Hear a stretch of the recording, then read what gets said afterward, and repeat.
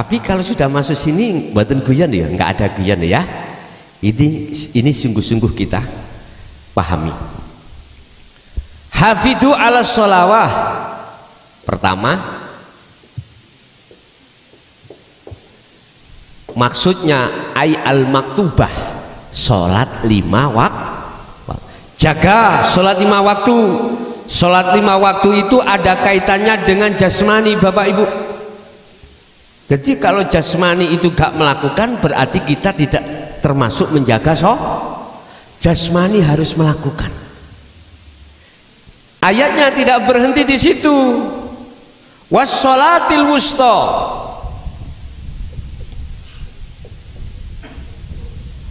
Ini yang jarang dibahas. Apa sholat wusta? Sholat adalah ahad. Ini jamak, ini ahad, tunggal. Dan jagalah juga sholat wusta. Niki kalau tafsir muhakamah ya sholat asar itu. Kalau sholat asar berarti urusannya dengan jasmani, masuk pada sholat 5 waktu sudah. Ditarik di tafsir mutasyabihah, al-wusta adalah sholat yang dilakukan oleh ruh. Ini keterbatasan ulama-ulama tasawuf sebelum 2014 takut menjelaskan tentang wassolatil wusta di tengah umum. Kebanyakan dibahas di tempat khusus. Tapi sekarang sudah 2014 ke atas, di umum sudah. Apa dan bagaimana sholat wusta itu yang dilakukan oleh ruh? Kembalilah pada surat Al-An'am ayat 79. Sesungguhnya kuarahkan wajahku, wajhiyah, terhadap wajah Allah. Bukan wajah jasmani loh Pak ya, bukan loh ya. Ini wajah rohani. Shallu ala Nabi Muhammad. Bagaimana wajah rohani sampean kali kula? Sudah pernah tahu? Belum nggih? Oke, kula buka nggih. Kalau kita bicara wajah jasmani ya ini. Nanti kalau sudah umur 90 semua tua, keriput-keriput. Nggih? Ya waktu umur 20 sampai 30 yang perempuan cantik-cantik, yang laki-laki ganteng-ganteng. Tapi kalau sudah umur 90-100 bagaimana Pak? Berarti wajah jasmani itu tidak kekal. Nggih mboten? Gitu ya. Terus kalau kita bicara wajah rohani, ini kekal. Kalau bagus yo kekal bagusnya. Kalau jelek kekal jeleknya. Ulaika kal an'am balhum adall. Kata Allah, ada wajah rohani itu ada dua, ya. Ada wajah yang rohani itu jadi belenggunya hawa nafsu, jadi budaknya hawa nafsu. Akhirnya Allah katakan mereka itu seperti kilpat. Tahu kilpat? Sikil papat. Apa berarti? Hayawan. Kal an'am. Balhum adol. Kalau wajah jasmani ya seperti ini, cuman roh kita berbentuk sifat itu seperti naudzubillah min. Ini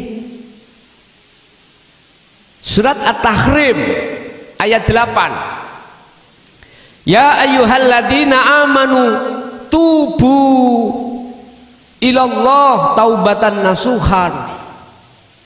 Ini, jikalau kau berlumuran dosa, baik wajah jasadmu ataupun wajah ruhmu, taubatan nasuha, bertobatlah kau dengan semurni-murninya. Artinya apa Pak Bu? Kita manusia tadi terdiri dua unsur, jasmani dan rohani. Jasmani maksiat kita sampai sudah tahu ditata di dalam hukum syariah. Hukum syariah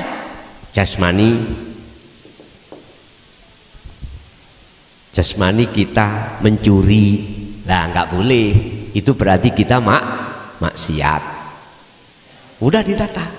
Tapi rohani kita berbuat dosa pada Allah, ini ditata kita, ditaklimi kita, diajarkan kita tentang bagaimana ajaran Rasulullah di jalur dinul haq, yaitu dinul tauhid, supaya wajah ruh yang tadinya seperti hayawan biar tidak. Nek wedok iku koyok bidodari, nek laki-laki koyok malaikah. Piye carane? Bon, kembali kepada sholat wusta. Al-An'am 79 itu mengkisahkan sejarah Nabiullah Ibrahim alaihissalam. Dikatakan beliau itu menyembah, artinya menyembah, bertemu yang disembah, barometernya adalah ketika wajah ruh beliau itu menghadap kepada wajah Allah. Wajahnya ruh kita itu disebut apa Pak? Disebut imanul haq, iman yang benar. Iman yang benar, keyakinan yang benar hanyalah pada Allah. Artinya apa? Kita beriman bahwasanya rotasinya dunia, rotasinya makhluk, bisanya geraknya makhluk, termasuk kita dari rumah masing-masing bisa sampai ke sini. Hati harus beriman bahwasanya bisanya saya sampai ke Masjid Ainuniyah itu karena Allah, maka iman sampean itu benar. Berarti wajah sampean ini mulai membaik. Gak ngaku-ngaku karena aku kuat, gak ngaku-ngaku karena aku punya, gak ngaku-ngaku karena aku alim. Enggak. Semuanya pengakuan atas dirinya tadi telah fana, akhirnya diganti penetapan iman itu yang berkuasa, yang menguasai hanyalah Allah. Itulah maksudnya ini wajah tuh, ku hadapkan wajah ruhku. Allahnya mana tahu Pak? Allah itu gak jauh. Allah itu kan nama, yang memiliki nama Allah gak jauh. Al-Hadid ayat 3 dibuka. Huwal awwalu wal akhiru wal zahiru wal batin. Allah itu yo ada di awal setiap acara, di akhir setiap acara. Berarti yang menguasai acara mulai awal sampai akhir hanyalah Allah. Andai kata tadi tidak ada Allah, gak mungkin acara ini bisa terselenggarakan. Pertanyaanku, tadi hatimu sudah imankah pada Allah? Derek, lali, ngerti nggih? Lali. Mengapa kita lalai? Karena kita belum diajarkan tentang hakikat makrifat. Itu aja jawabannya. Yun sewu, ini andai kata di ruangan masjid ini tidak dinyalakan kipas, tidak dibuka jendela-jendela, hawanya panas ya? Nggih mboten? Oke. Sekarang dibuka, kipas dinyalakan. akhirnya menjadi perubahan cuaca, perubahan kondisi. Kalau jenengan beriman gara-gara kipas atau angin, berarti iman sampean iki, mohon maaf, iman kita bermasalah. Kalau kita kembalikan logis, memang Pak, kalau nggak ada kipas yo hawanya panas. Tapi tolong iman di dalam hatimu keluarkan, karena siapa itu? Sebab geraknya ini, jikalau tidak ada Allah di sini, nggak mungkin iki bisa gerak, nggak mungkin angin bisa datang. Angin datang semata-mata karena Allah yang mengutus angin untuk masuk di dalam masjid. Hanya Allah. Allahnya mana?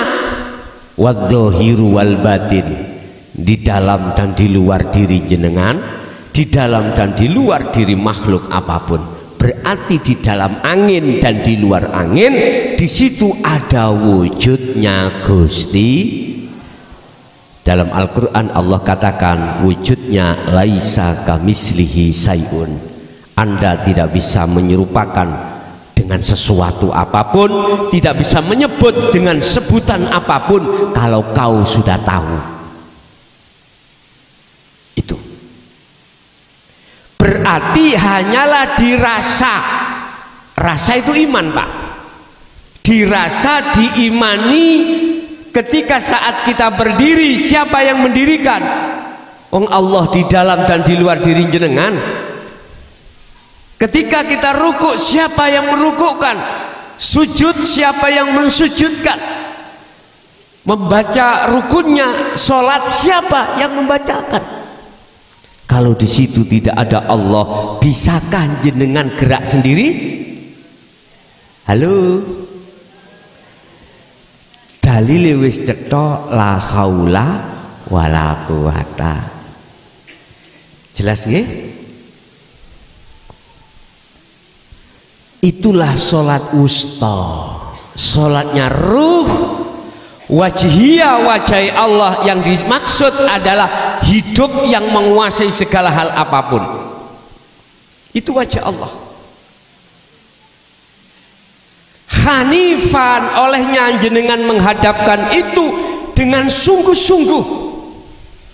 Artinya Pak Bu, mulai takbiratul ihram sampai salam, tolong silahkan lesan membaca rukunnya sholat, tapi hati jenengan harus berzikir pada Allah.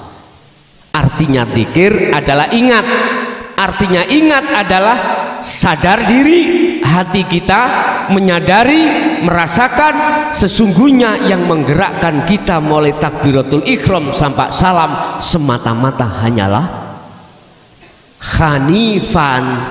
Teruskan, sibukkan hatimu untuk merasakan kehadiran Allah yang menggerakkan dirimu.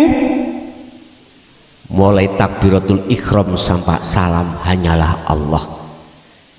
Jikalau kau mau untuk selalu hati kau sibukkan merasakan kehadiran Allah di dalam dan di luar tubuhmu, maka tak jamin kau tadi tidak akan ingat terhadap urusan-urusan selain Allah.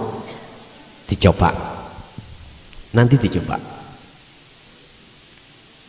Apakah bisa langsung 2 rakaat itu terus ingat? Wong namanya belajar bedil. Sampai tangklet Pak tentara, Pak polisi. Pertama itu jelas gak titis, mesti melain. Apalagi kita tidak dikasih ilmunya, bagaimana caranya kita membidik, nggak bisa. Kadang-kadang goyang napas kita itu sudah melenceng. Enggak ngerti ilmunya. Sholat kita nggak bisa hanifan, condong hati pada Allah, nggak bisa kalau tidak kita ilmuni, tidak kita ajarkan hakikat menuju makrifat ini kita terima, nggak bisa. Harus wassolatil wusta, ini adalah sholat yang dilakukan oleh ruhaniyah kita waqumu lillahi qanitin ay khashi'in.